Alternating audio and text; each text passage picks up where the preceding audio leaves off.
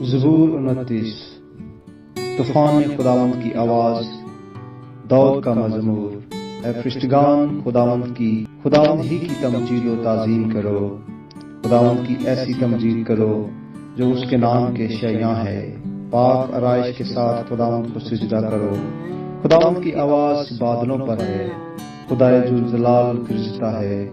خداوند دلدار بادلوں پر ہے، خداوند کی آواز میں قدرت ہے، خداوند کی آواز میں جلال ہے۔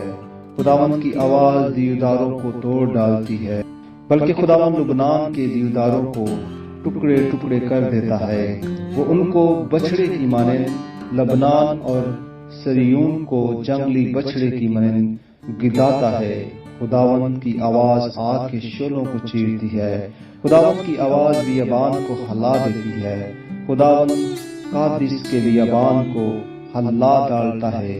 خداوند کی آواز سے ہرنیوں کے حمل گر جاتے ہیں، اور وہ جنگلوں کو بے برگ کر دیتی ہے۔ اس کی ہیکل میں ہر ایک جلال ہی جلال پکارتا ہے۔ خداوند طوفان کے وقت تخت نشین تھا، بلکہ خداوند ہمیشہ تخت نشین ہے۔ خداوند اپنی امت کو زور بخشے گا، خداوند اپنی امت کو سلامتی کی برکت دے گا۔ آمین۔